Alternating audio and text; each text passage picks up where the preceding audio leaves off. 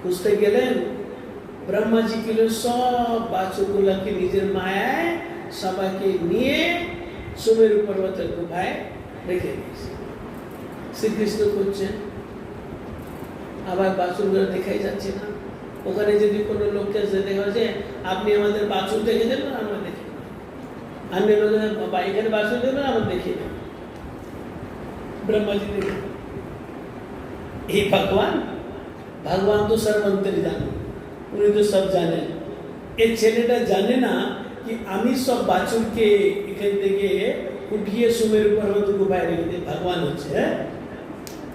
আবার কৃষ্ণ থেকে আসলেন, সখাদের সঙ্গে একটু কথাবার্তা বলবে, বলে বাসুর পাচ্ছি না, চলো আমরা সবাই যাই একটু খুঁজি।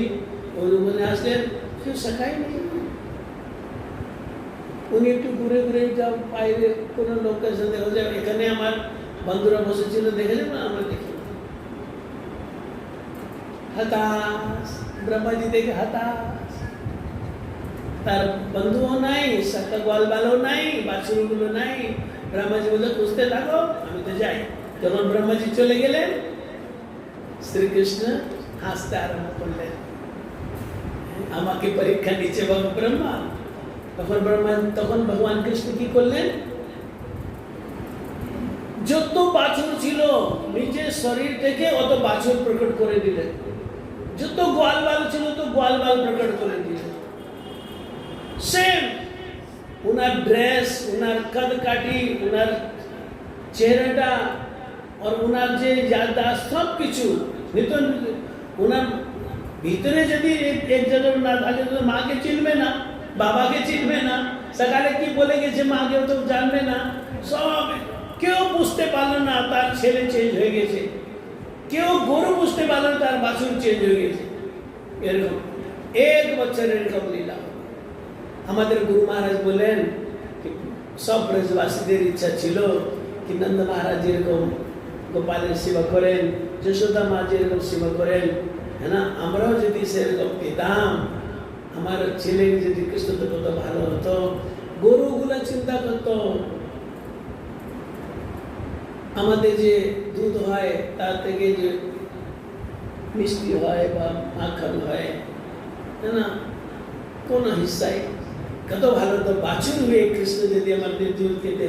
ও সব ব্রজবাসীদের ইচ্ছা পূর্ণ করার জন্য ভগবানকে যারা অরিজিনাল যারা বাছুর ছিল চলে গেছে, অরিজিনাল যারা সাকারা গোয়ালবাল চলে গেছে, সব কৃষ্ণ হয়ে গেছে। সবার ইচ্ছা পূর্ণ করার জন্য কৃষ্ণ সবার ছেলে রূপে সব বাড়িতে চলে গেছেন, বাছুর রূপে সব গরুকে সেবা দিচ্ছে। 1 বছর যখন হয়ে গেছে, ব্রহ্মাজি আসলেন দেখতে কি হচ্ছে ওখানে, ভগবান কি করছে দেখিয়ে আছে। দেখলেন সব গোয়ালবাল খেলছে, বাছুরগুলা ওখান যেরকম ছিল সেরকম খুব চালাক, তো ওখান থেকে সব নিয়ে এসছে। আবার উনি ওখানে গেলেন, দেখলেন ওখানে আসে গোয়ালবাল শুয়ে আছে, বাছুরগুলো শুয়ে আছে। আবার এখানে আসলেন, ওই বাছুরগুলা খাচ্ছে, হ্যাঁ না, দৌড়াচ্ছে, ওই যে শাখাগুলা কৃষ্ণের সঙ্গে খেলছে। আবার ওখানে গেলেন, শুয়ে আছে, এখানে দেখলেন খাচ্ছে, এরকম দৌড়াচ্ছে।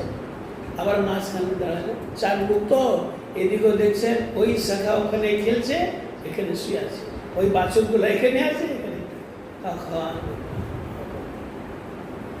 আমার মায়া জগৎ মোহিত, যার মায়া আমি মোহিত হয়েছি আজকে, উনি আমার ভগবান, নিশ্চিত ভগবান। বলে শ্রীকৃষ্ণ ভগবান কি।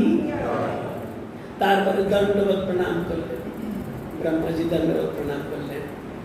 দণ্ডবত প্রণাম করে আবার দাঁড়িয়ে যখন কৃষ্ণকে দেখছেন, তখন কৃষ্ণ আর একটি লীলা করলেন।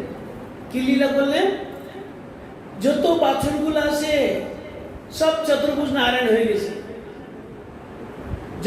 যত শাখাগুলো গোয়ালবাল ছিল সব চতুর্ভুজ নারায়ণ হয়ে গেছে। নারায়ণকে উনি চিনেন, কেন নারায়ণের নাভি কমল থেকে তো ওনার জন্ম হয়েছে, নারায়ণকে চিনে। ও এতগুলো নারায়ণ।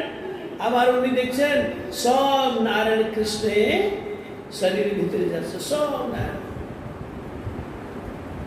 কি হচ্ছে, তার মানে এই যে কৃষ্ণ, ইনি নারায়ণেরও কারণ আছে। সব নারায়ণ কৃষ্ণের ভিতরে চলে গেছেন। তারপর দেখেন একা কৃষ্ণ কিরকম, ওনার বাম হাতে দই অন্ন আছে আর উনি ডান হাত দিয়ে খাচ্ছেন।